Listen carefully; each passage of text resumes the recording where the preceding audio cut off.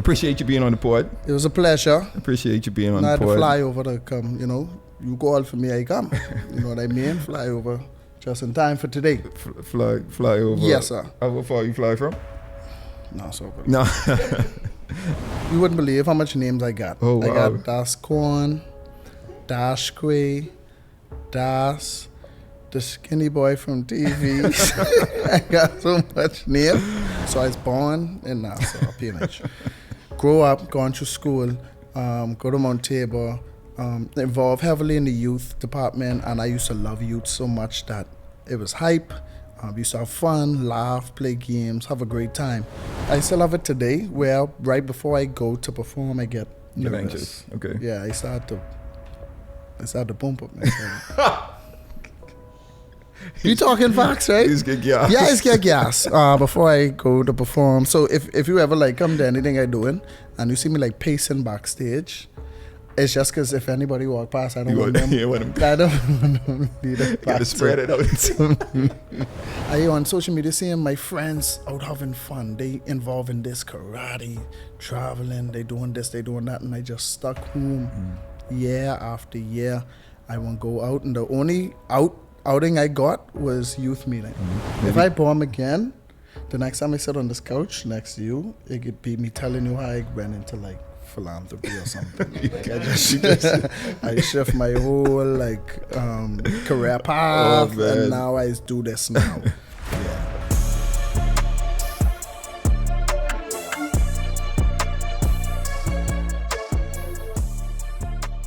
All right, what's up? Welcome everyone to the new episode of the Myles High Podcast. This is Myles Jr. I'm your host, and as always, the vision and goal of this podcast is to entertain, educate, and elevate you miles high above your fears, your doubts, and any limitations you may think exist, always knowing that those limitations only exist in your mind. All right. So I have a fun pod today. I'm sure there are a lot of us out there that love to laugh. We love comedy. I'm one of those individuals. I'm one of those individuals who could find humor in the things that you shouldn't find humor in. That's something I've been trying to work on. Unfortunately, my wife is the same way, so we just be in the most inappropriate situations, dying laughing. And we apologize when necessary. Sometimes we be unapologetically us, but I love to laugh. That's the point. And today on the pod with me, I have a guest that is very hilarious. I think he's a very naturally comedic person, and we're going to find out a little about his comedy, how he came up, how he developed his skills. With me today on the pod is Mr. DasQuay. What's going on? Jaquay, for those who know me. We wasn't sure what we was carrying for the. Yeah, we trying to dop each other up, but we wasn't sure if we wanted to dop. Some people intentionally do that, go for the dop, and they speak, no, go for the dop, and they be like, what's going on, mate? That's be so weird. What's going on? Everything cool, man. Everything cool, DasQuay. Appreciate you being on the pod. It was a pleasure. Appreciate you being on the pod. I had to fly over to come, You call for me, I come. You know what I mean? Fly over. Just in time for today. Fly over. Yes, sir. How far you fly from? No, so. No. Well, I appreciate you being on the pod, bud. I love the work that you've been doing. Been following you for a number of years. Appreciate it. One of my favorite skits from you is that I bring back every Christmas is the skit you did when you was asking what you want. What you get me. Man, my things. And then you put the stick on your I am face. the gift. What more you want? You say what more you want. What more you want? You got me. What more you want? That's a staple for Christmas. Bro, every Christmas I post that. That torn out right now for when Christmas comes, I post that again. Fall come that start torn out. Yeah. You gotta run that back. There's two things was told. That skit and what's she name? All I want for Christmas. Mariah Carey. Mariah Carey. Yeah, Two things would start on. Yeah. Both of them will always be influential during the holiday season. Mm-hmm. Nah. All right, so it's DasQuay, everyone, also known as Jaquay. But you don't. People don't know Jaquay. They can forget it. So that's fine. Just stick with DasQuay. Yeah, just stick with DasQuay. DasQuay. Let's. So DasQuay. Like I know that's Bahamian terminology, right? Mm-hmm. Like when you see your boy or you see an object or something, you be like, oh, that's DasQuay. That's Quay over there. Right. See DasQuay. See, a lot of people didn't pick that up. You smart, No, you man. smart, man. No, for true. A lot of people. That's your real name? No, ma'am. Oh, they thought your real name was DasQuay? DasQuay. So to shorten DasQuay, they'd be like, Das. Look here.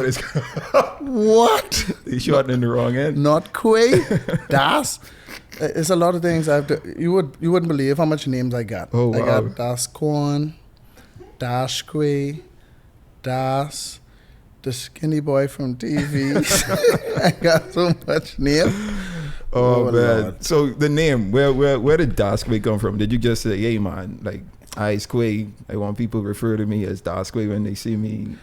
Funny enough, when YouTube was getting hot, YouTube skits and parodies and stuff like that, and I was branching off into my own Bahamian comedy, my own content, I started to look at names that already existed from people that I follow already. So they had it like, it's me, Trey.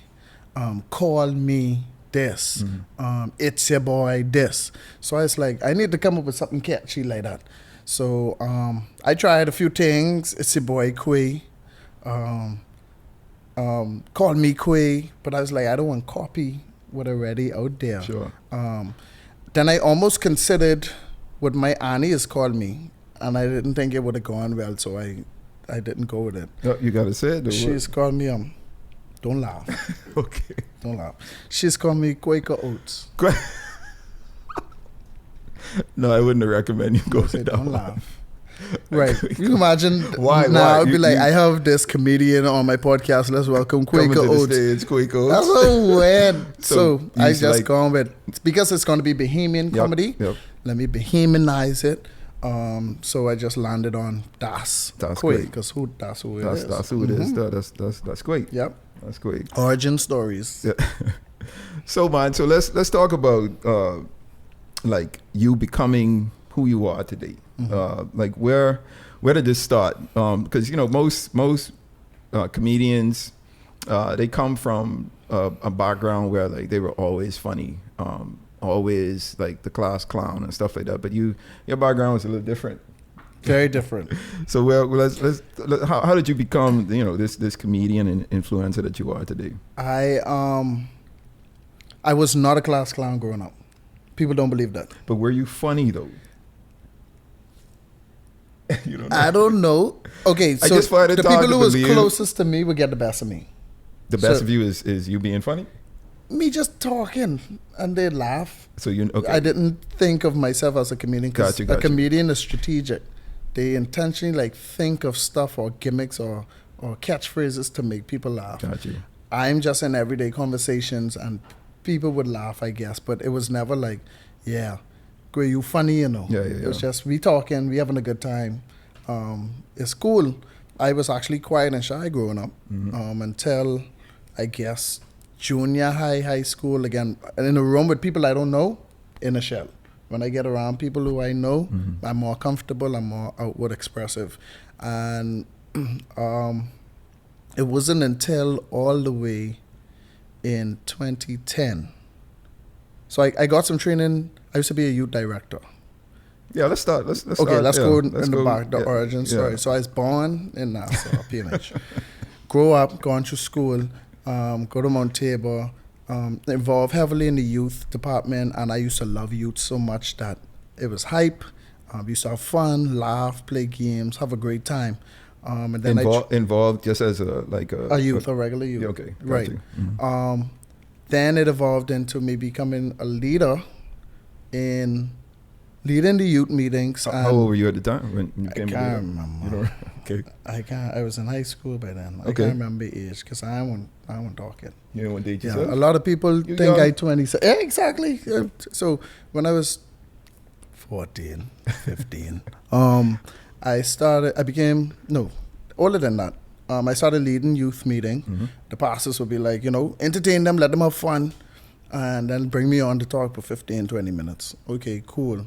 Not knowing that I was training of being in front of a crowd, of planning, of leading. Mm-hmm. And then still shy, still hesitant to do anything out my shell. And then 2010 comes and... So hold on. Let me, because I want to we'll build. take it in. Okay, Yeah, strides. You a part of the youth ministry. Mm-hmm. They wanted to appoint you a leader amongst the youth. Yes. And they would ask you to, come up and, entertain the youth or whatever. And, Right. Just lead the youth meetings. Yeah, and then introduce the speaker. So you being introverted, I'm sure, being up front, all eyes on you, that created some anxiety. At the beginning, I still have it today, where right before I go to perform, I get You're nervous. anxious. Okay. Yeah, I start to pump up myself. You talking facts, right? You just get gas. Yeah, I just get gas before I go to perform. So if you ever come to anything I doing and you see me pacing backstage, it's just because if anybody walk past, I don't want them. You want them. I don't want them lead it You back gotta spread it out. I don't want them lead it back to me. So I would get nervous, but I think the excitement of having fun was overshadowed that. Okay. And once my name gets called or it's time to roll, all of that anxiety, all of that nervousness would go away, and I up there and I having fun. And that happened. That was the same when you were back then. As Back you, then. Okay. I even was in a gospel rap group. Oh, wow. Nobody knows that. What's the name of the group? Yes. The group name was Yes? Yes. The group name was Yes. It was Yes. Why was the group name Yes? The Youth Explosion Soldiers. The Youth Explosion Soldiers. But I was in the rap group, so of course. What was your rap name? Smiley. Mother sick. You make me remember that.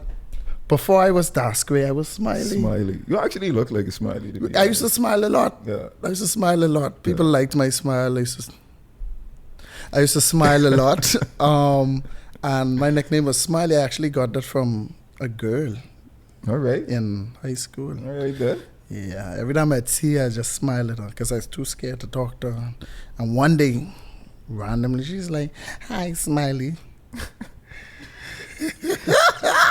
And that name stick. And that's stuck. I say, wait, I go on MSN Messenger, I change my name. Wait, high five, MySpace, change my name. I did date myself.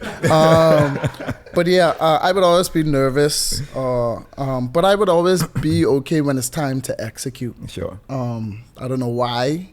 I'm sure things prepared me for that. I think it's church, being in front of church, youth Sundays, being a part of a rap group, leading youths. All of that was kind of unbeknownst to me. Big word. Prepare me. You see that? I had 2 prepared for this podcast. That's my first one. One coming later. Yeah. So that was my process growing up. I was still nervous, but I was able to push through it once it was time to go. Okay. Then you mentioned 2010. So what happened in 2010? 2010, again, YouTube was popping off. I was doing a parody to the Old Spice commercial. You know the Old Spice? The guy, I'm on a horse. Yeah. They have to pay you for that? I hope so. Okay, Old Spice, hit us up. Yeah, man. And I did a parody, Stop Liking Man dropped. Okay. This is the year Stop Liking Man We dropped. all remember that. This is the iconic age. That was a wave. Yeah, Through the Bahamas. and the world. Well, The yeah, humans true. across the You're world right. was tuned into that. So when that dropped, everybody going crazy, everybody to school, reenacting the scenes and stuff like that. And then I went home. I think we was on a break, and I just randomly did a spoof video, a recreation of something that already exists. And I did an Old Spice commercial, and I put it on Facebook. I think it was just starting up, put it on YouTube just for fun. I ain't think anybody can see it because nobody know who he is. Little scrawny boy from Pinewood. He ain't got much friends. who would see this? But I'm doing it just to pass time, just for creativity, just for fun. Put that online. I don't know how we got it, but Tyrone who's in charge of Collage Entertainment, also known as the Stop Like a Man Group, he saw it and he hit me up, and when he inboxed me, I started freaking out. Because I'm like, this the fellow who say, "Cause we're niggas." I can say that on the podcast. "Cause we're niggas," right? So he messaged me, he in my inbox, I go on 3 page, making sure it's him, solidifying. Yes, it's him. And he's like, "Hey man, I saw the video you posted. It's very creative, very good. If you're interested, meet me by BFM Friday." Okay, sure. I'll meet you there. And I went there, and he was like, "Just come to feel it out, just see what we're about. It's actually a group, it's a movement." And I went there, met the group, was fanboying, freaking out internally. It took me like 3 meetings before I actually got out my shell and started interacting. I just was observing, and I'm like, "But I ain't funny, I ain't no comedian. Why they called for me?" But it was something they saw in me that I didn't see in myself. Because how much other funnier persons out there? That's what I was thinking at the time. And it just went from there. Being in that environment started to being around silly people, started to bring the silly out of me. Yeah, environment shapes Absolutely who you are. Absolutely. So being in that environment, gone from being quiet in the corner to cracking joke. We have meeting for 7 and we didn't start rehearsal till 9 o'clock, because from 7 to 9 we just getting off on each other. Yeah, so that's how I really got out of my shell in terms of, hey, you have a gift, you have talent, here's a platform to hone in on what you have or to discover what you have and put it to the test. So let's talk about the challenges that you faced getting to that point, right? And how you overcame them. So what were some of the major challenges that you would have experienced in that process? And what did you do to overcome those challenges? 2 challenges that stick out to me during that process was, one, being in a secluded home. Very protected, you can't go this way, you can't go that way, they shooting out there, they killing out there, no, I ain't dropping you there, no, you can't do this, no, you can't do that. And it was all for my protection, of course, and the fear of the worst happening to me. But mentally, I was taking that a whole different way, like, they didn't want me to go experience the world. Why are they trying to keep me in here? Like, I on social media seeing my friends out having fun. They involved in this karate, traveling, they doing this, they doing that, and I just stuck home year after year. I won't go out, and the only outing I got was youth meeting. So that 3-4 hours was my escape. And I a little older, I need to find something else to do. I need to get out of this. What felt like a prison at the time. So just battling that frustration had me like seeking ways to escape. Thank God it was something positive and not like looking for an escape in like partying or getting involved in any kind of mix-up. So dealing with that internal frustration at home, and then the second one would be fear. Anytime anyone ever asks me to do anything, I'd shut it down immediately because I scared. You a student? No, sir, I don't do that. But you good at that? I straight. And then after some time of thinking it over and processing it, I'll do it. Still scared, but I'll go for it. Like I said, I'm always nervous until it's time to go. Once it's go time, peace comes over me and I'm able to execute, put my best foot forward and just give good results. So they were the 2 major challenges I had around that specific time. Okay. And a highlight moment of like a breakthrough where, you was going through challenges or you came through some challenges, had a good couple of, months, years, whatever it was.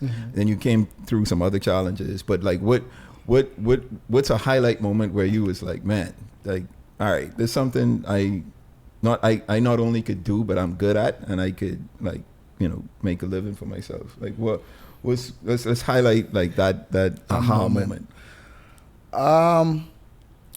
When I first got started hosting events, well, the social media was popping off because everybody would come online looking for content. Mm-hmm.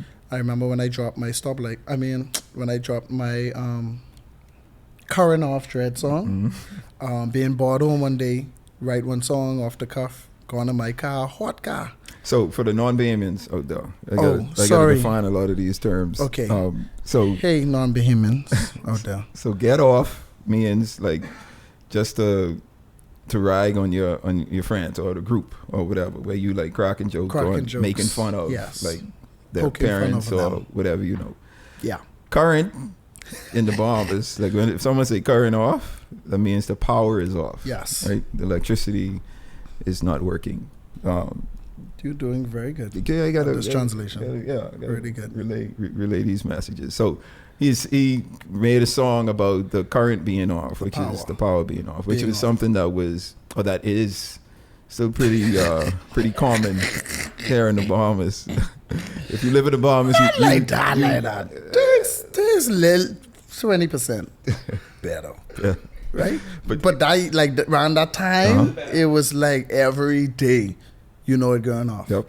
But yeah, power would go off, came up with a song, went in my car, recorded it, put it on social media, blew up, went viral, Bahamians around the world, tapping in, listening, getting all kind of messages. And that's the first moment I was like, babe, I actually could make it as an independent creator, because that's when I first kind of branched off on my own. Then around that time, hosting events, I basically was only doing church events at the time. So lock-ins, youth meetings, pop in the church service, do like 10 minutes. And what I would normally get is either a thank you, a pat on the back, a fruit basket. I thought fruit baskets only for if you're sick. That's what I thought. But a fruit basket or like one Starbucks, $5 Starbucks card. Ain't no one hit you off with some cash. No. Like, hey, thanks for your work. No, because they say, you doing this for the Lord. You're using your gift for the Lord. Oh, my God. So I'm like, I don't want to disappoint the Lord who gave me this gift, so I'm going to do this for the Lord. So I didn't feel like cash was necessary. But the older you get, responsibilities, bills, things you want start to increase. You're like, man, at least give me $10. Yeah. You book me for an hour and y'all start an hour late. The event gone for 2 hours. So I was here for a total of 3 hours. I still charge you for an hour. Just give me a little something. Because I knew. So having that new person syndrome, that comparison syndrome, comparing myself to other persons who was out there doing their thing. So I felt like I wasn't on a level yet to be charging. And one day, someone asked me, you do weddings? I said, no, ma'am. She said, would you try it out? All you have to do is announce what's on the program. And I was like, I'd try it out, no problem. And I went and do it. And it's like, how much you could charge me? Whatever you bless me with.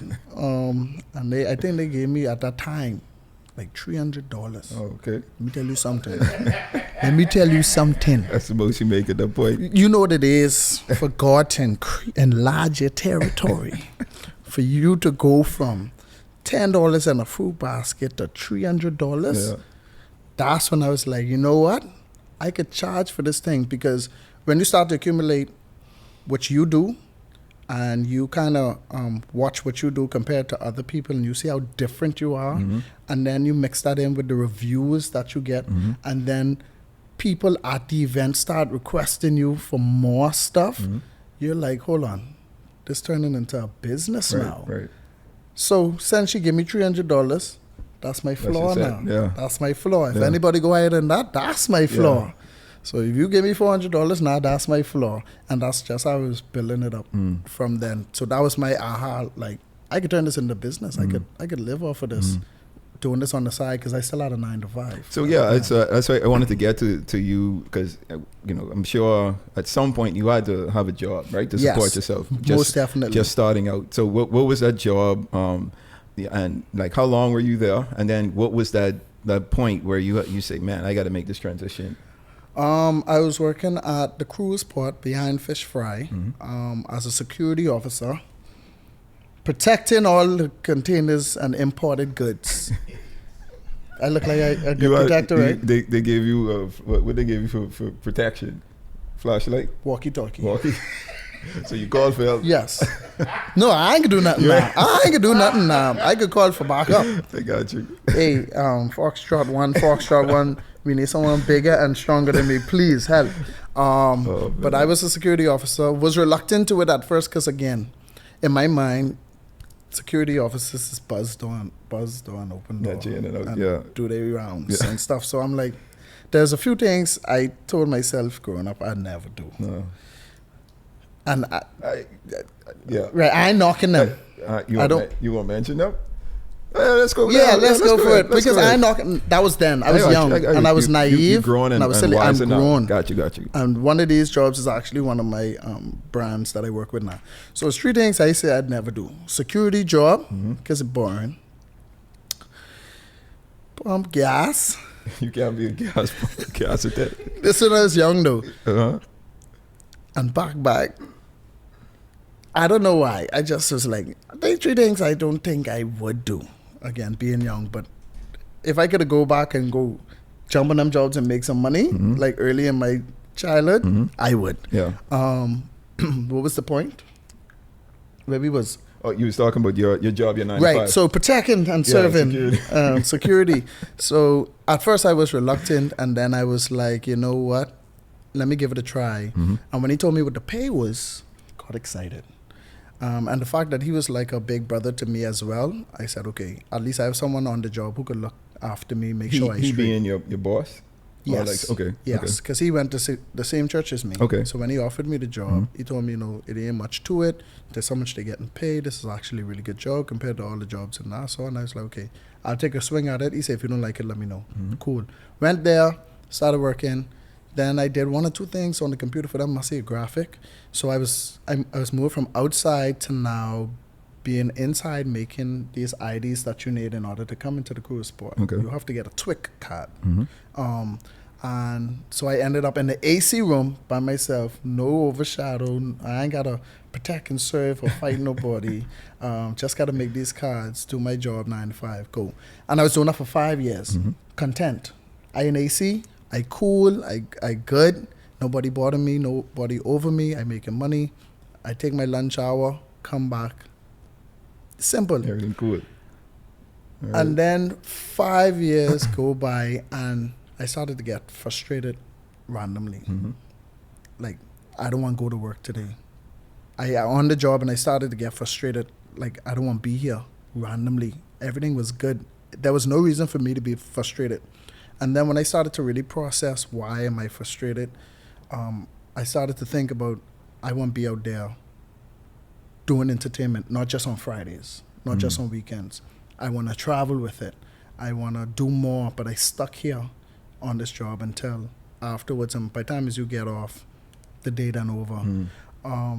And weirdly enough, around that time, all kind of random confirmations started happening. Pastor started preaching about, once you get frustrated in a space randomly, that's a sign that it's time for you to leave. Yep. And I was like, leave where? That's a good job. The benefits are good, and I in AC where going, not to park bike, not to pump gas. But I didn't see where I was going because I was comfortable there. Yep. Then, randomly, one day, a man knocked on my door, opened the door. He said, hey, young man, I know you don't know me, but God placed on my heart just to prophesy to you right quick. Do you mind? I said, no problem. And one of the things he said was, your feet won't be planted here much longer. And again, I hold in the hand, I look at him like, okay, because I know where you want me to go. Yeah. This is my job. I got a car because of this job. I got to put gas in the car. And then, frustrated more. I had a conversation with my boss, and I asked him, what you could do when you retire? Or when you retire, and he said, soon. I said, when you leave, I leaving too, because I feel like my covering leaving, so I going too. He said, no man, they ain't gonna be right up in now. I say, well, anyway, if you leave, just know I leave. That's how much I respect you, and I thank you, and I look up to you, covering me. But that still was dropping in my heart. It's time to go. You ain't happy here. just take the leap of faith. Another Sunday come, just jumping off the cliff and trusting God. And I was like, you know what, I just gotta obey. So I sent him my 2 weeks notice, and for 2 weeks, every day, my boss was asking me, where you going wake? You sure you want to make this move? And I was like, no, I ain't sure, but I want to be obedient. That's all I was telling him. I just want to be obedient. The last day came, he said, hey, this your final chance. I could tear up this resignation. You could stay until you find something to fall on. I said, sir, I just want to be obedient. That's what I feel God has for me to do. So last day gone. For like a week, nothing, no booking, quiet. And I sitting home like, let me see if they still have that position open so I could go back to making my card in my comfortable space with my money. Yeah. So I called my work after a week and I check on my supervisor. I say, I called in just to check on y'all, how things going. And this me just feeling the temperature. If y'all need me back, if y'all need me, I can come. Just in case. Just have my uniform ready.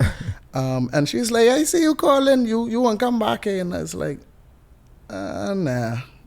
Just was checking in on y'all. And she was like, okay, cool. Well, you here, so-and-so, my boss, left, right? He resigned. I was like, what? So yeah, he resigned. So I said that to say it was just obedience, my obedience with God telling me just jump, just go. Because if I didn't leave on God's timing, I would have been leaving on his timing, your boss. My boss timing and dying the timing God want me on. Yeah. So that was like a turning point in my life, and I just jumped off the cliff, and I've been falling ever since. So you tell your boss, hey, if you leave, I gone. Leave. And then you end up going. And he's like, and your boss is like, all right. If you leave, I ain't leaving. But he didn't tell me that. Yeah. So yeah. That's great, man. Because I had a pod, a couple months ago talking about removing the safety net, right? And once you get that urge in your spirit to do something or to move from a certain environment, and the environment that you're in is an environment where you're comfortable in, and you have like you say, you have this salary, you have these benefits, you have this comfortability where you are. It's like, where I go in, right? Or I'll go if you show me where I go in, or if the opportunity presents itself. And sometimes that doesn't happen, right? No, you just gotta be like, all right, let me just be obedient, like you say. Being obedience is key, right? It's key, and let that opportunity go, and then watch God work. Yep. And I think. That's important. That's an important principle and an important lesson for us to always pay attention to, right? Sometimes you have to remove that safety net. You know how much people miserable in the place they in, right? Because they like safety. Yeah. Just safety. Yeah. Miserable. Yeah. Can't stand it. Suck their teeth every morning. Got them depressed and they just stuck. Yeah. I think they just ain't paying attention. How did you build up the confidence to leave though? Because knowing hey, I leave in this. What I say, I be scared with everything I do. But I mean, okay, so did you manage all right, I have X amount of money saved. I could manage myself for X amount of months. I'll need to find something or another gig, within this space of time. Just jump straight out the window. I wish I jump out the window. I just jump head first. Yeah. And I was like, let's see whatever happened. God tell me jump, so I know some gust of wind could come to keep me afloat. All right. But that money wasn't looking like I straight for 4 months. No, sir. No, sir. So that definitely was a God jump. So you call your job back and was like, hey, just checking. Just checking, good. But still not, still sticking to your decision, right? When the things turn for you? Things turned for me when I was going through, at the church I was attending, I was learning my craft on a deeper level, how important laughter is, on a physical level, spiritual level, mental level. I was being prophesied to, I was being taught on how important my gift is. And I started to take it more serious. And then I started to take what I do more serious as well on the business. There was just a period when I just said, let me stop doing it just for a kiki. For fun, yeah. And do this to sustain myself. Because in the journey of business, you always have vultures out there who looking to take advantage of you. You have those who always want a blind. Tell the people what a blind is. So a blind means like they they want a pass, or like they want you get them something for free, or they want you do something for them that they ain't got to do nothing in return for. Right. Yeah. Always want a blind. What was the thing? What was the question? Yeah. What was the turning point? Like, turning point. Okay. After you left the job, you like at what point? Okay. You know what happened? How did you get from Cut that part out, I ain't doing 'cause nothing? that's No, we close. keep that man. I ain't No, but doing. you cut the part. We Just that keep part. that. We. So you left the job. You know, maybe a week or two went by. You ain't really had nothing. Right. But at what point did Okay. now this makes sense? Back on track. Yeah. So I was starting to learn how important and how vital my gift was and what it provides for people. And one of the things that was told to me was that, prophesied to me was that kings would come to sit at my feet to learn from me. And I didn't quite understand what that meant. And when I started to see pastors reaching out to me in meetings to pick my brain on how I'm so successful, how I'm drawing attention, getting the views, getting the followers of people and the young people, business owners bringing me in, starting to consult with me.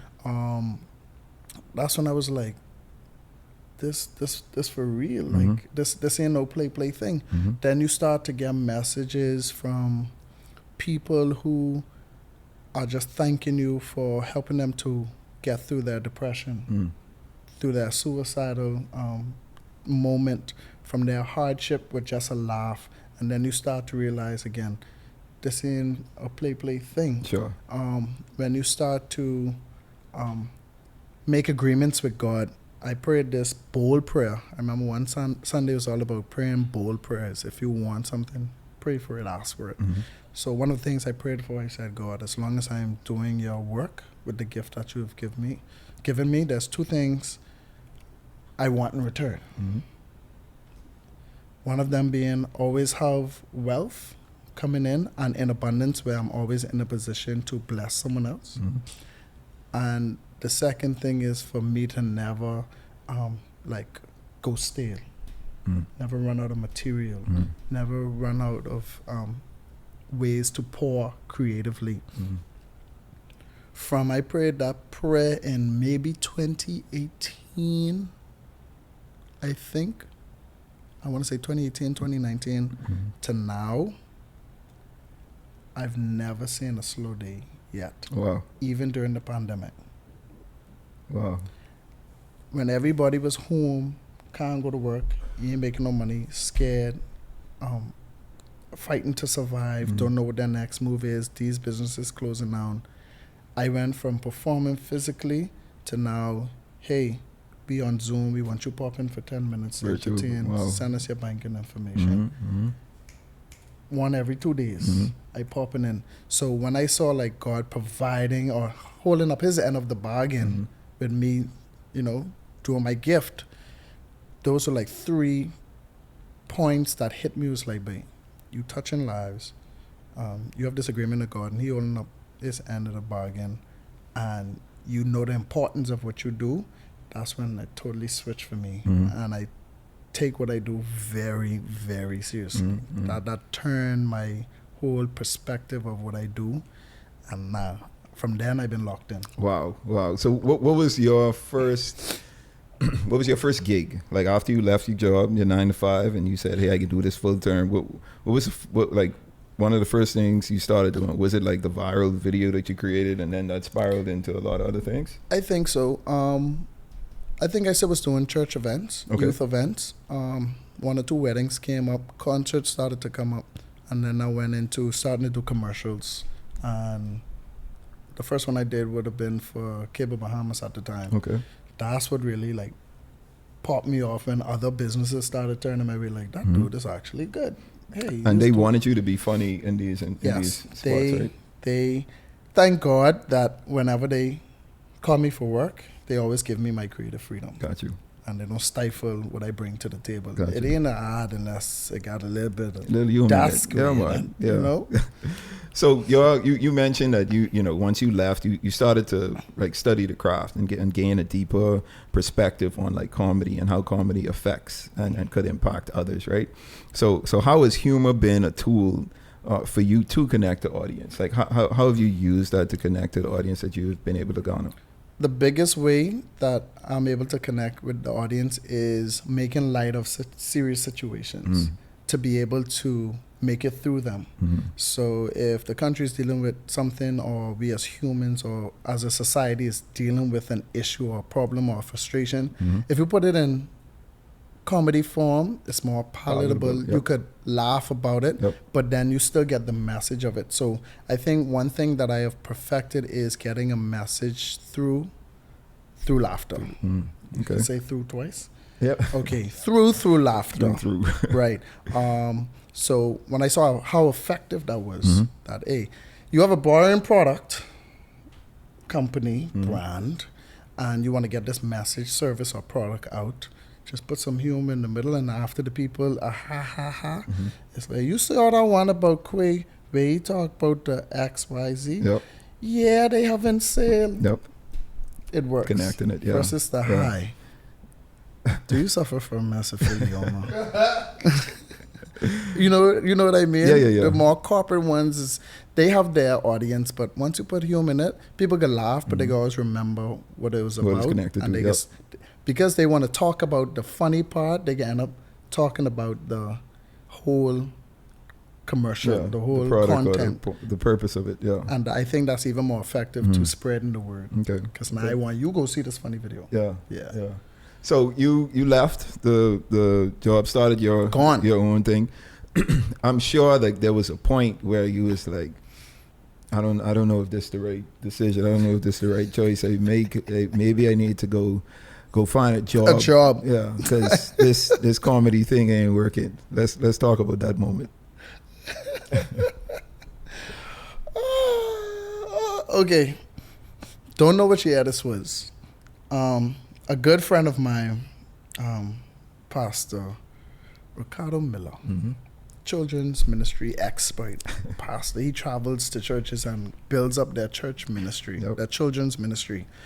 And he gave me an opportunity to come to a gala event he was doing at Hilton at the time, where pastors and dignitaries would be, and men of the cloth, women of the cloth would be.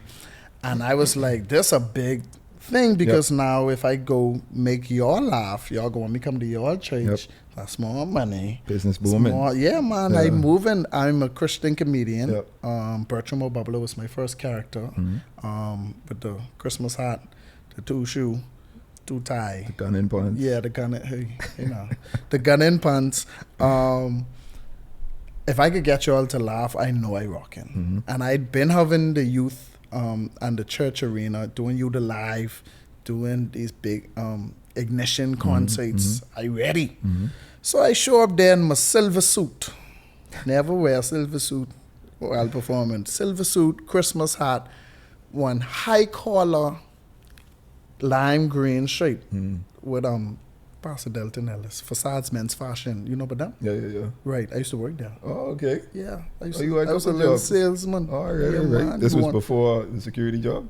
Yes. Okay. I left the security job, went there. Okay. Yeah, Facades Men's Fashion, man. You want any shoe, any suit, any shirt. What your neck is, 15 and a half. What your length is, 35, 35, 35, 36, 37. Yeah, man, with the cufflink. What kind of cufflink you want? What you wearing? Let's match it up. I does this. So, lost the point again. It can happen a lot. So you're talking about the... Okay, so I have a silver suit. There you go. It can happen a lot. Warning, it can happen a lot. Lime green, high collar shirt. Ready. Two shoe. Shirt open, big jean. And I go into that room and I sit down in the corner and I just going over my material in my head. I got 10 to 15 minutes to make these people laugh. Easy.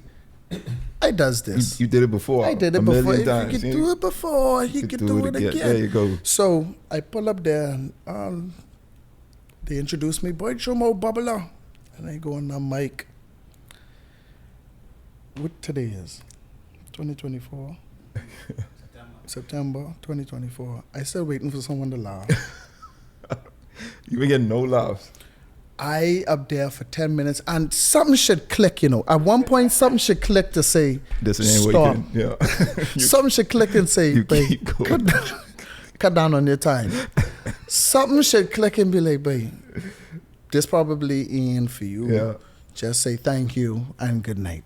Something. And leave. Leave with the dignity that you have left. I kept going because in my mind, this next one could be funny. Yeah, I could get over this one. Like that off. I ain't wake. All it is. Clink, clink, clink, clink, clink. Please. No one soup. Clink, clink, clink, clink. It was so bad. You ever feel like shame come over you? Like something just drop on you? Yeah. It was so bad. There was a, you know, the pillars in the building to hold up the structure. There was a pillar right next to me. After I hit one of them jokes, no one laughed. I leaned on the pillar with my head down and I literally was contemplating what could I say next. Wow. No, leave, stop. But I there leaning on the pillar like, all right, I could do the one with and I standing. So for like 10 seconds, it was quiet and I was up there thinking. Wow. That's how like shame's like by why the scene waking. Yeah. And I do my last joke. Still nothing. And So you ain't get not one. Not. I promise you, not a one. I think it's because all the dignitaries was all in there, you know. I am Dr. Archbishop. But they like laugh too, though. That's what I thought. Got you. That's true. I don't think they like to laugh when they're around other I got you. big names. Yeah. They want to, you know, show themselves. Yeah. Approve. Yeah. I guess. Yeah. So I'd never do that again. I walk out that room, going in the bathroom, and I literally stood in that mirror and I was doubting myself like, babe, I ain't think that's for me. This ain't making no sense. Like I was shame. I stand in the mirror, I look at myself. I say, you know what, let me go find a little job and just stick with doing the youths or just don't bother with this and I'll stay online. Yeah. And I walk out the bathroom, this random girl passed me, she's like, good job. And I look at her and I wanted to suck my teeth. Because it's like, why you ain't laughing? But good job. If I did a good job, why you ain't laughing? Give me a laugh in the You had me in the there room. fighting for my life. Why you don't give me just a little something? She ain't give me nothing. Oh, man. But that moment sparked maybe that crowd isn't for me, but don't give up. But that was the lowest I've ever been. I don't think I've ever told Mr. Miller this, but at that moment I was like, everything else, I understand the hit and miss factor, perfection. Maybe you shouldn't do it that way. Maybe you post at a bad time. Maybe this doesn't really relate to that much people. But just put it out there. Just do it. So I was able to accept it ain't funny. Just work on it. Yeah. And you came out of that with disappointed, but you know still With a lesson, but with more vigor. Yeah.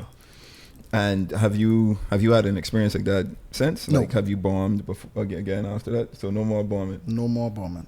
Thank God. So maybe If I bomb again, the next time I sit on this couch next to you, it could be me telling you how I went into like philanthropy or something. Like I shift my whole career path, and now I do this now.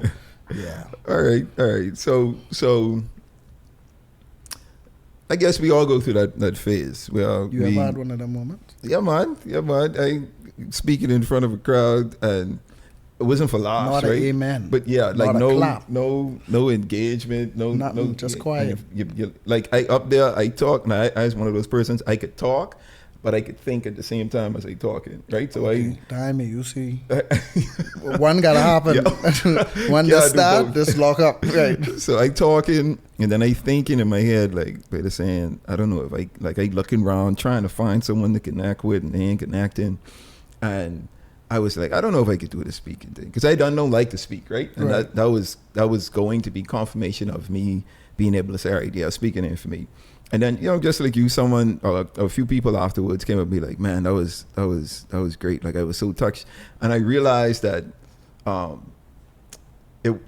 wasn't getting a response because I was affecting them so much. Yes, that's what I'm gonna say. You know what I mean? And I never experienced that before, right? Because I'm used to like being able to get the response and feedback and being like, okay, that's affirmation. I could move on.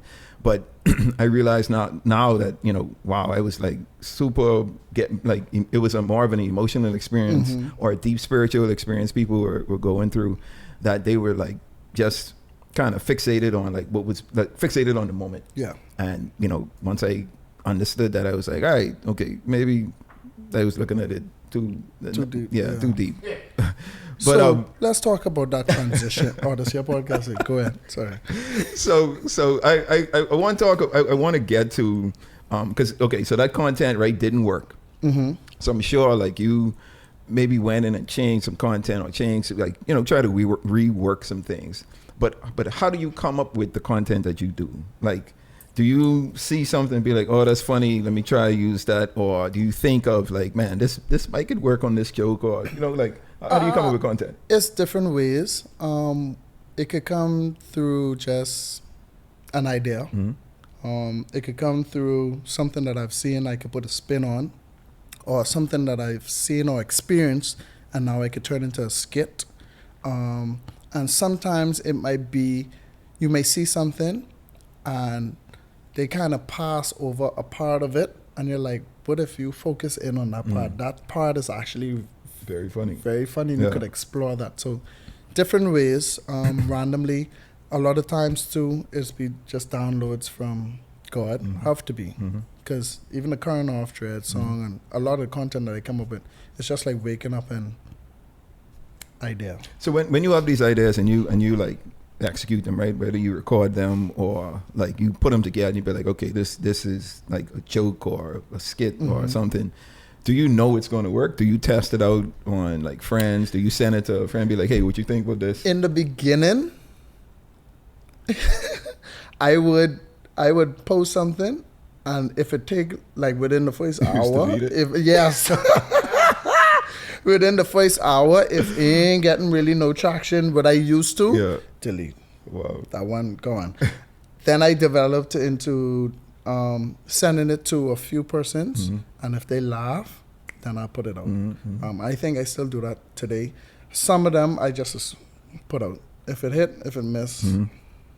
And then like, so because I hear a lot of comedians saying like, you know, when they working on material, they would do smaller crowds first and like work the joke, see what works, see what doesn't work. I'm not seeing a comedian. I ain't the type of comedian. No, I just go big one time. And if it work, if it don't work. I did a live I'm not an artist, but I came up with some get off fun songs throughout my career, and people liked it. So instead of like doing like a small little, let me perform in front of a small crowd, I book Fusion Lobby, book a band, a recording team, and I did a live concert in Fusion Lobby. Oh, wow. I just went big with it, just cause. And you had like a live band and stuff. And everything. I remember guitar, that. piano, drum, everything. I just went big. Yeah. I have a comedy special coming up, actually, October 13th. Okay. I did 1 or 2 stand-up, like 15-minute stand-up segments on some 2-person sets at their shows, but that was like quick. I don't really do stand-up. Okay. I do entertainment, comedy, hosting, social media, but I don't really do stand-up, like standing up, just telling jokes. So you would think I'd do like a small comedy club here, small group here. I just going big, and I bring in a whole production company to fly in to produce it, to put it on streaming platforms. Oh wow! Silly, scared, but I think I know it's gonna be great. There's a grace on me that I'm confident about. And the content you write yourself, or you have a team? No, myself. Everything yourself. Yeah, man. Okay. No team writing for me. Okay. Me. But yeah, I just go big one time. Got you. So you've been able to build an audience, right? Social media presence. You have a few endorsements with different companies around the Bahamas. You've gotten into stage plays, gotten into acting. What's your strategy in your growth? Like, how do you go from, putting out a skit and it going viral to, being now a sought after individual for like promotions, for hosting? Like, how would you categorize that growth for you? I think the growth happens naturally as I experience and as I do stuff. I always like take pieces away, add pieces. How can I perfect this? I'd always say yes. First time I hosted an event, first I said no. I said yes, did it afraid, went for it, learned from it. First time I did a wedding, first time I did the stand-up show. It was always just go for it, decide if it's something you want to do, and then if it is, perfect it. And it's crazy that requests for whatever I do for the first time would increase because I did it so good the first time. So it's just a matter of, okay, since people liking it and they booking it, let me perfect it. And someone very close to me, my best friend once said to me, never say no. Just if someone asks of you, just tell them yes, unless it's something you really don't do. Yeah. Like somebody asked me before to come and do stand-up at a funeral. To come and do stand-up at a funeral? Like, I don't know if that's normal. Like an actual funeral? An actual funeral, body in the casket. They want you to make everyone laugh. These people. Right? Body in the casket in front of you. And you got to make these sad, weeping, grieving people laugh. Because as far as they're concerned, the person in the box was the life of the party when they was alive. Okay. They're just trying to bring some of that to the homegoing. Yeah, I think first thing would hit my mind. I up there, so BPLM. So this and that, y'all feel how hot the sun is and all, yeah. He gone. By the way, in that intro you said sometimes you laugh at inappropriate things. Yeah. That's me too. Oh. And funerals is one of them. You should not be laughing at funerals. I can find something to laugh at. No, but you should not. But there's things that happen at funerals that's funny when 100%. People throwing themselves all over. But respectfully, you shouldn't be laughing. I remember one time, and I hope they don't see this, I went to support someone at a funeral. And, I consoling them, making sure they good, trying to be a pillar of strength next to them. And we done been through the church, we at the grave site now. The body cranking, body going in the ground, ashes to ashes, dust to dust. And I consoling them. And they say, my honey can't breathe. My honey can't breathe. It took every muscle to hold it together in my body. Because Diana, you should be laughing now. She can't breathe. Yeah. Oh, it's been a while since. No, I just we shouldn't be laughing. So I'm one of them too. Got you. But I can hold it in. Got you. Either that or you got to do the Bahamian thing. You just just head down, lip ball right up, lip push your lip. And ball right up. But my best friend told me never say no, say yes. So that's something I would do. Tell them yes, go for it.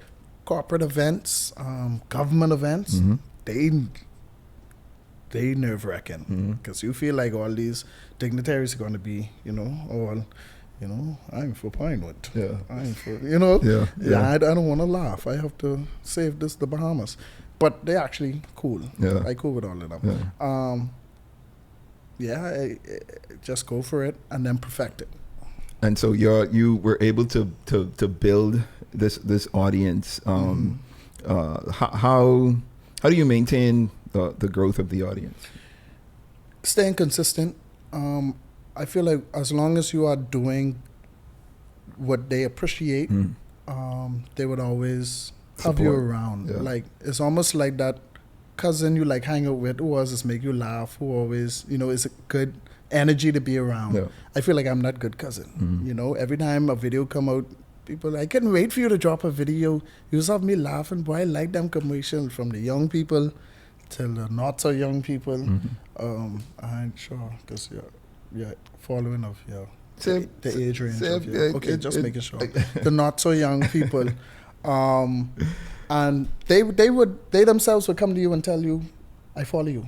I like your stuff. When the next one coming out? I love what you do. Thank you for not being raunchy. It's clean comedy. It's relatable comedy. You're very good. And staying relevant. Yep. Staying relevant keeps them tuned in, keeps them ready for what I got next. Even the haters who watching, they waiting for you to slip up, downfall, but they know they adding to my numbers too. Always. Adding to my views too. See, they saying, if I have haters, I know I have haters. Yeah, I don't be out there.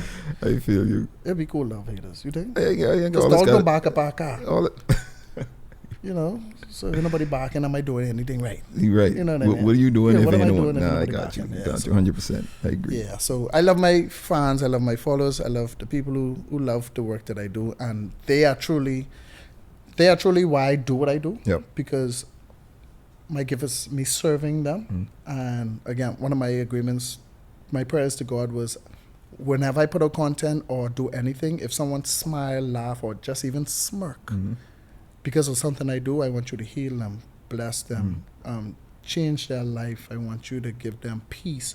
Like whatever they need in that moment, grant them that through me, your servant. Like I said, it's deep for me. So I do it for them, and they always give me the love back. That keeps me going. Got you. So I want to get a little personal now. I won't get in your pockets. So let's talk about the success of which this you pulling out. I know there's plenty big faces there. Yeah. Plenty Marlins. All right. That's what we'll do, dollars. Don't let the camera see it. Bless you, man. Bless you, man. And keep up the good work. I appreciate it. That's it. What's the question? Why you laughing? I appreciate this. You gotta sow. Appreciate You know that I used to buy my boss on my job lunch. He making 6 times what I making, but I you used to still buying him bless him lunch. because I know if That's where you gonna get one day. and right, sowing into the ministry. Got you. So, $1 Got you. dollars. I appreciate it. Bless it, man.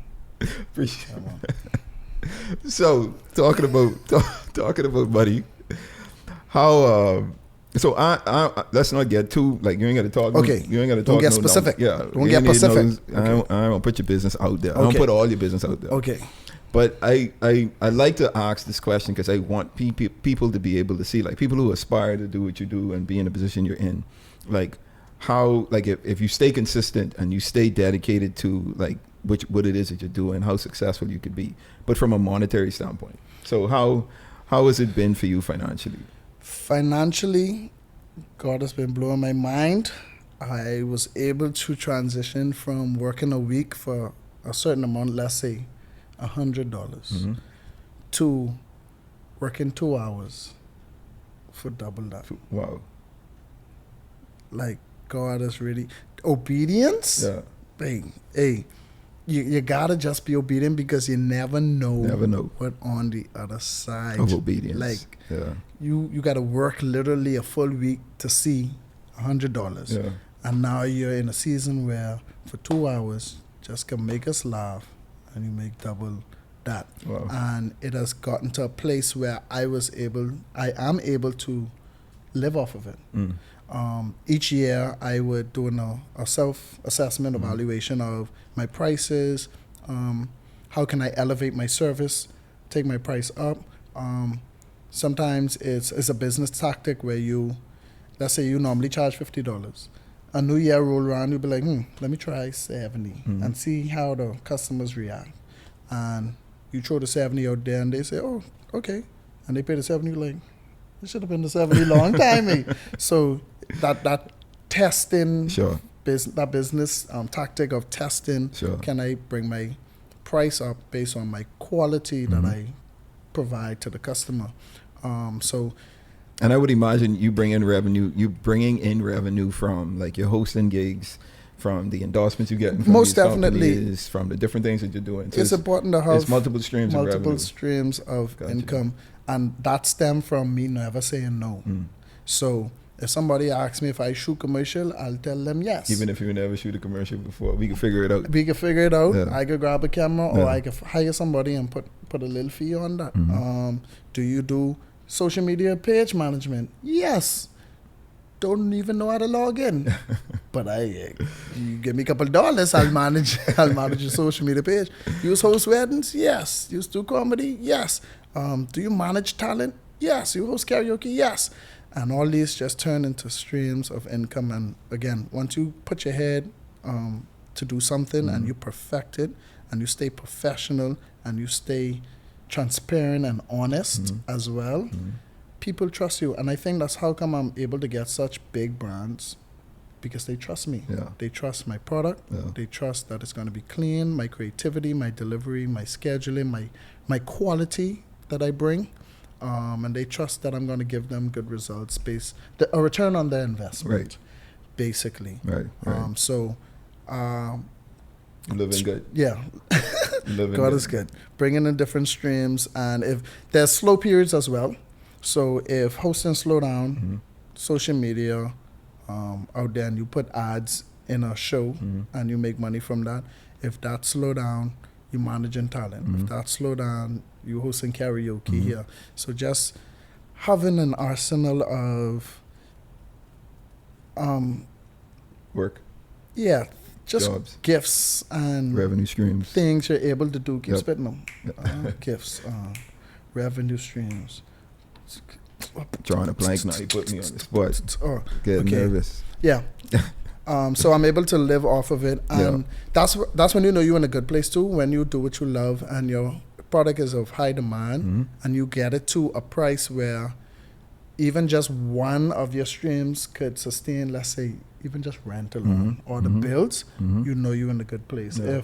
If you have one stream and it barely getting you by, I do suggest just looking for another stream of income to kind of help you compensate or just to live comfortably. Yeah, You know what I 100%. Yeah. So, okay, so you're not hurting for money. No. In the Bahamian vernacular, you ain't hating. I ain't You ain't hating at all. pocket in coffin. Even though I only get $2. But everything cool. Everything cool. God could bless you for that. I appreciate this. You want them more? Talk to me. No, you're straight. Sure. You're straight. So Okay, give me 2, I give you 5. I give you 5. you're straight. Okay. You're straight. I appreciate it too, man. Okay. I appreciate whatever I could get. Okay, I didn't know see it come with interest. Oh man. Oi. So I got two final questions. Okay. The first is, how do you balance your personal life with your professional life, right? So that's personal life, meaning, I don't know if you have, someone special on the side of you or somewhere around. Why you looking at me like that? No, you're waiting for me to finish the question. This is like, why you It's a asking bad me man, this you know. question?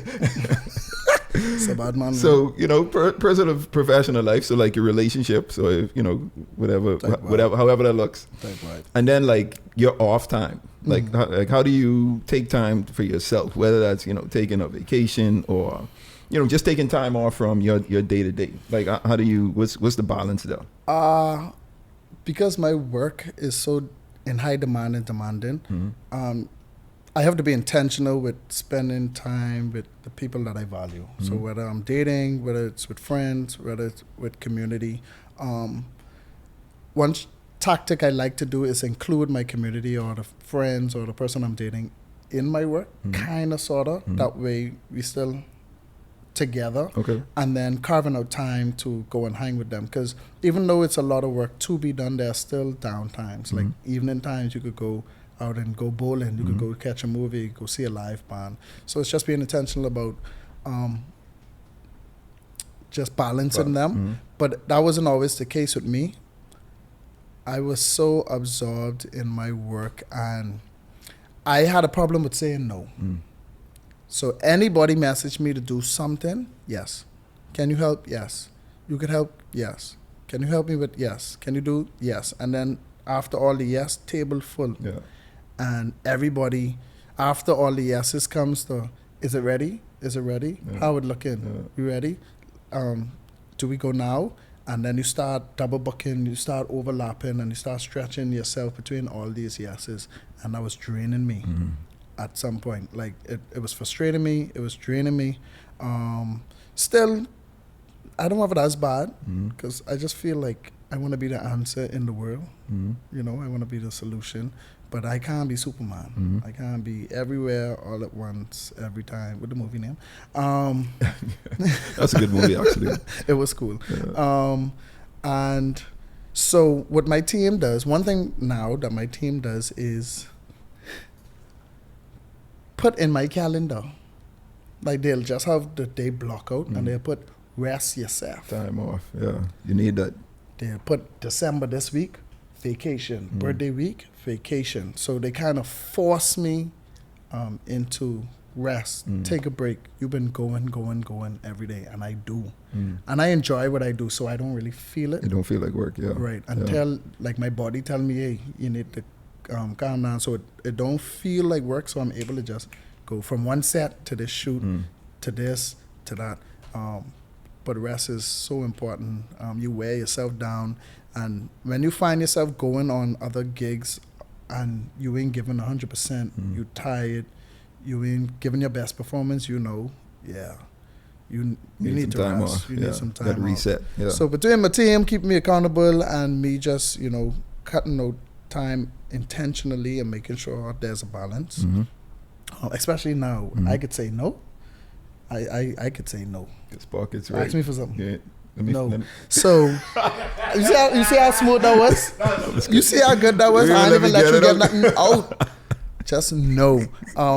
But them knows sometimes, babe, the peace you get, the time you routine, No and is- just the no is fun, bro. stress. No you is don't fun. have to endure. People Ain't can nothing like stress that. you out. Yeah. Why you think it's taken so long to get to that point? Why it's taken so long to get to the point where we could say no? Because we always feel like we can't say no. Or Like we I shouldn't said, say no. I should for say. me, I always wanted to be a help. You have people out there who don't never rest because they always out there helping people. Yeah. And if you are that person, you need to take some time. Learn to say like- no. Hey, no, important There are other They'll let me- people who could do exactly what you do. facts. You don't have to stay up late with this person like that. They are family, they are friends. You know what I mean? But not only you are a solution. God could send a raven, a donkey, you know, someone to be there for pod them. cake, A you know, God pod could do all of A that, mosquito could come right there. You'll be fine. You'll be fine. And they feel better. But you up there, you know, killing yourself, knowing you got wake, knowing you got an early morning. Yeah. So, yeah, just Got you. Got you, bro. saying So, no. So I want to know for a guy who entertains others, right? And you know this entertainment is your lifestyle, pretty much. What do you do for fun? What do you do to entertain yourself? What do you like to do? Live bands, gaming. I'm a gamer. Xbox. Oh, you play video games? Yep. What's your game of choice? Apex Legends. I don't even know what that is. That's a first. If you just watch Apex, comment down. Yeah. Comment down below if you just play Apex. Apex Legends. I'm a gamer. Okay. Got into it during the pandemic. Okay. Gaming also as in terms of like table hockey, bowling, you know, shuffleboard, and all this dominoes, unos, you know, the good stuff. Yeah. Connect 4. Game nights, also a good karaoke. Okay. I got a little voice on me. Okay. Just a little bit. Just recreational stuff, live bands, going to see films, traveling. Where do you like to travel? Wherever I want to go. Wherever you want to go. Okay. Like where have you gone recently? What was one of your biggest destinations recently? Dubai. Okay. That was my second time. Second time. Okay. Second time. First time was with the government. All right. Second time was recreationally. Furthest place I've been, the Holy Land. Oh, Yeah. sure. Very disappointing. Really? What? Yeah. Seriously? You ain't going the right crew. You gotta go with us. I bet. You gotta go with You us. know why I was disappointed? And I hope this don't cause problems too. So, if it does, cut it out. All them footnotes is for y'all. When I went to the Holy Land, we was on tour. And I even did a vlog. Can't find it today. That's so frustrating. I went as Bertram O'Bubble, my character. And I was able to experience the Red Sea, the tomb, all these biblical landmarks where the angels came down to the shepherds, been all them spots. I write my name on one rock in the Sea of Galilee, throw it in the river, so it's still there. But on the tour, we went to a location where the cross was, and they showed us the hole in the floor, and it was like gold plated. It was a whole museum. Then the next day on the tour, we went to where Jesus was crucified. So, okay, go ahead. Two different places. Yeah. And it's like, y'all don't know? But they didn't tell the story? No. Because like they don't know the land. Oh yes, they did show us that. They show us a crack in the ground where each civilization will build on top of the last. Right. So it's just like the land we walking on is definitely not the land they was back in the day. But it's two different locations though. That's because they can't. I forget what the reasoning is, but it's a legit reason though. It's a legit and I probably didn't know that part. People, the one, did you see the so there's a description in the Bible where it said that the mountain or the rock that the crucifixion happened on was in the shape of a skull, right? So one of those, I think, is probably the second one that you went to. But you saw it in the distance? Yeah. Yes. And they should have shown you like the outline of the skull in the rock or whatever. So that's part of the reason why they say, okay, it could be this location. Okay. Like each location is significant based on scriptures. Okay. But they just, because we don't have like the land isn't the same as it was. That's the only part that kind of made me raise an eyebrow. Everything else was phenomenal. Okay. I mean, but that's the furthest place. That ain't bad. Yeah. You should go back. I feel like the more I've been to Israel, like, I think like 25 times now, each on a Holy Land tour, a tour of the Holy Land. Like taking people? Yeah. Okay. So because my dad those used to take, so I used to go with them, and then we started after they passed. We took a few groups as well, and each time you go, like you learn something, and you see something differently than what you've been seeing before. So I think go again, with you. Yeah, you should go with us. You should go. $2 deposit. I know it's coming handy at some point. No, you see how God is working. I was investing into something. But yeah, if I ready to travel, I'll just pick up and go to a concert. Got you. Go see some. Recently, I've been in preparation for my comedy show. I've been watching some other stand-up comedians just to take notes, to feel atmosphere. Just for fun, just because I want to go. Okay. Well, what's a place that you haven't been to that you want to travel to? I almost made it there, but we changed last minute. Bali. Bali, I want to experience Bali. Yeah, that's on my list too. Yeah, and this other TikTok corset, man. I got you. What's the name? Bora Bora. Yep. Yeah. I want to experience that. I've never been to Canada. Really? I know, right? My brother lives there. Why ain't been there yet? Wow. Canada, and then I almost ended up on an Alaskan cruise to experience that. But they are on my list. And Switzerland. It looks beautiful on TikTok. So those are on my list. Okay. Yeah. All right, man. Well, that's I feel like your journey to where you are now is one that is inspirational because of like how you started and where you are and what you've been able to create for yourself. Appreciate right? One of the questions I like to ask my guests, the last question before we end is this: how do you define success? How do I define success? I would say success would be obedience. It would be obedience and fulfilling your assignment on earth. I think that's success to me. And then seeing the reward or the fruit of the seeds that you plant.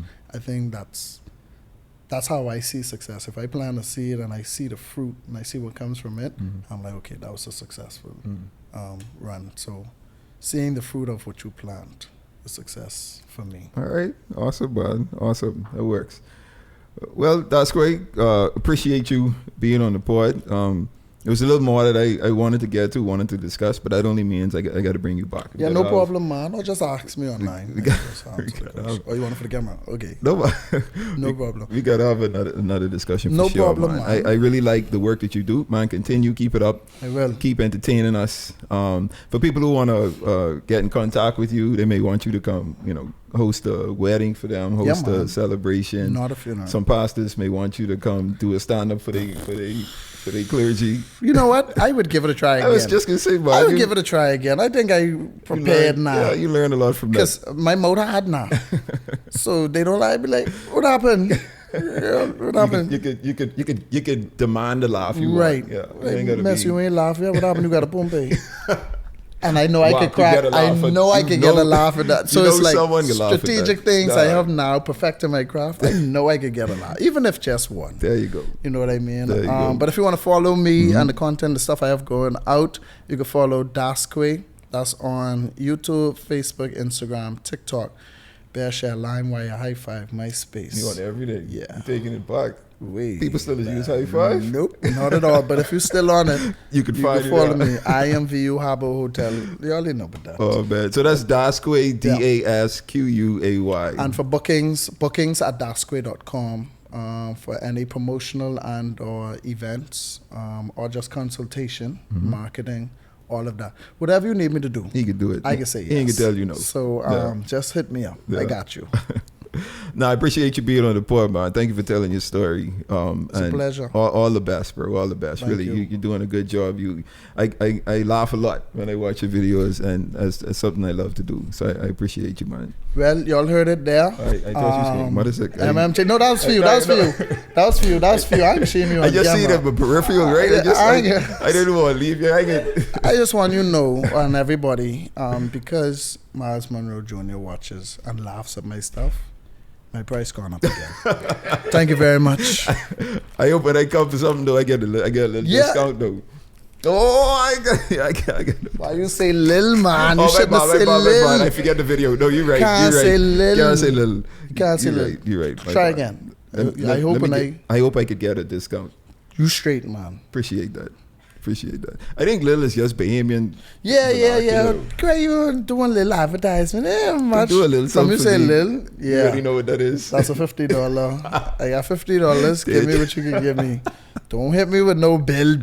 I got $50 and a prayer. Work with me. And I just work with them, though. They straight. So you still is under the Lils? Yeah, every now and again when I choose to. If I see the, reciprocity. Remember? I had one more. I had to slip down there the reciprocity. Then I'd invest in the Lils. Oh, man. Solid, dude. Solid. That's it. Well, that brings us to the portion of the pod where I leave with you a milestone. And the milestone today is everybody laughs the same in every language. And that's because laughter... That's deep. Sorry, that was deep. No, you're good. And that's because laughter is a universal connection. All right? So laughter is great. Laughter is key, man. Anytime you get an opportunity to laugh, express yourself through laughter, man. I feel like, there's no prison in laughter. There's no chains on laughter. Happiness is key. Yep. We should want to be happy in life and express that happiness through the things that we love, the people that we love, the things that we love to do. All right. So just know that, we all laugh in the same language. All right. So let's keep laughing. All right. So DasQuay, man, thanks again for being on. It's a pleasure. I appreciate you joining me on the pod. For all of you out there, as always, the vision and goal of this podcast is to entertain, educate, and elevate you miles high above your fears, your doubts, and any limitation that PGA, don't lie. This is expensive water. Any limitation that you think exists. You drinking yours? You want some? If you want drinking. Oh, always knowing that those limitations only exist in your mind. This has been a good one. Until next time. Y'all stay blessed. Stay blessed. No, for true. That's Fiji.